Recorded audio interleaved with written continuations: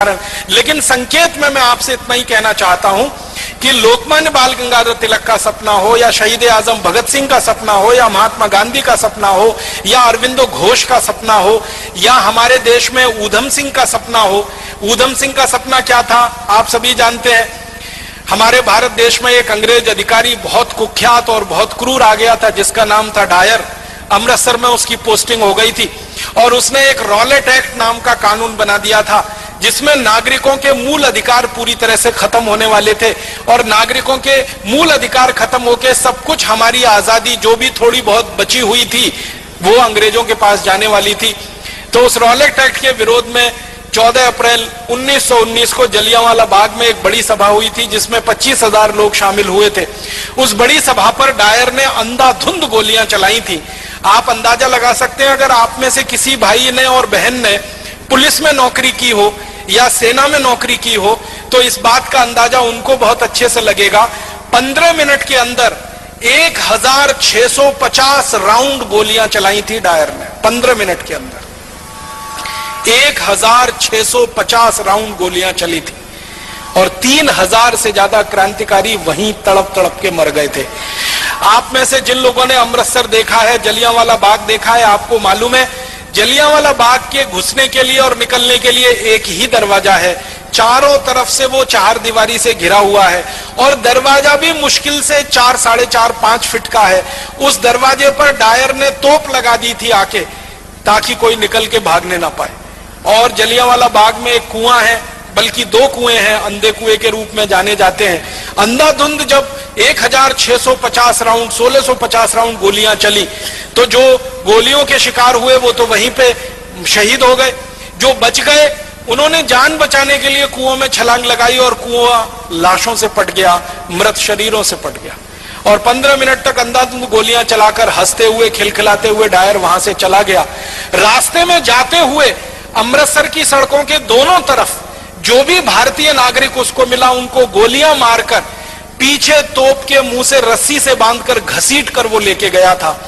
इसका इनाम उसको अंग्रेजों की संसद की तरफ से मिला था, शाबाशी मिली थी, उसकी पदोन्नति हुई थी, उसका प्रमोशन हुआ था और उसको भारत से लंदन भेज दिया गया था और बड़े ओहदे पर। ऊधम सिंह उसी हत्याकांड के समय लोगों के बीच में शामिल थे और आप जानते हैं कि उनकी उम्र मुश्किल से उस समय 11-12 साल की हुआ करती थी।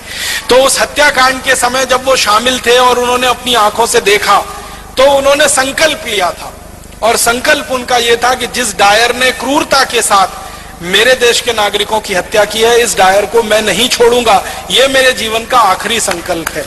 और इस संकल्प को पूरा करने के लिए आपको एक बात और मालूम है शहीद आजम ऊधम सिंह की कि घर से एकदम गरीब थे, माता पिता का साया उठ चुका था, अनाथ आश्रम में बड़े हुए थे पलकर। माता पिता साथ में नहीं थे, दोनों मर चुके थे। बड़े भाई थे, उनकी मृत्यु हो चुकी थी किसी बीमारी से। अपने परिवार में वो अकेले रह गए थे और उनके पास आर्थिक संसाधन कुछ नहीं थे। तो जब उन्होंने योजना बनाई डायर को मारने की, संकल्प पहले ले लिया और योजना बनाई तो लंदन जाना है, लंदन जाने के लिए पैसे चाहिए, पैसे कहां से आएंगे। तो उन्होंने तय किया कि मैं किसी के सामने हाथ फैलाऊं उससे अच्छा है मैं मेहनत मजदूरी करके पैसे कमाऊं। तो उन्होंने कारपेंटरी का काम सीखा, ये लकड़ी का काम जिसको हम कहते हैं, और लकड़ी का काम करते करते इतने पैसे जमा किए कि अमेरिका गए, फिर अमेरिका से लंदन पहुंच गए। लंदन पहुंच के फिर एक होटल में काम किया पानी पिलाने का ताकि कुछ पैसे इकट्ठे हों और बंदूक खरीदी जा सके, पिस्तौल खरीदी जा सके। और ये सब काम करते करते शहीद आजम ऊधम सिंह को आप जानते हैं 21 साल लग गए। 1919 में जलियांवाला बाग हत्याकांड हुआ था, 1940 में जाकर उन्होंने अपना संकल्प पूरा कर पाया था। 21 साल वो पैसों के लिए परिश्रम के साथ कहीं ना कहीं अपने जीवन को लगाते हुए संकल्प के लिए जिंदा थे। 21 साल के बाद 1940 में किंगस्टन एक जगह है लंदन में, किंगस्टन पैलेस, वहां पर जब डायर का एक बड़ा कार्यक्रम हो रहा था और उसको मालाएं पहनाई जा रही थी और उसका सम्मान किया जा रहा था, उस कार्यक्रम में ऊधम सिंह पहुंचे थे और अपनी जेब से रिवॉल्वर निकालकर तड़ातड़ 3 गोलियां मारी थी और 3 गोलियां मारकर एक ही वाक्य कहा था कि आज मैंने 21 साल पहले का मेरा संकल्प पूरा किया है और मैं अब इसके बाद 1 मिनट जिंदा नहीं रहना चाहता।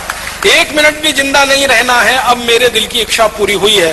तो रिवॉल्वर को अंग्रेज अधिकारी के सामने जब उन्होंने सौंपा तो अंग्रेज अधिकारी के हाथ कांप रहे थे, उसको ये लगता था कि ये मुझे भी नहीं मार देगा। तो ऊधम सिंह ने कहा घबराओ मत, मेरी तुमसे कोई दुश्मनी नहीं है, मेरी तो डायर से दुश्मनी थी जिसने मेरे देश के 3000 लोगों को मारा। क्रांतिकारियों का इतना ऊंचा आदर्श कि जो संकल्प लिया है उसी की पूर्ति के लिए जीवन लगा देना है, उसमें 10 साल लगे, 15 साल लगे, 20 साल लगे, 21 साल लगे, ये शहीद आजम ऊधम सिंह से सीख।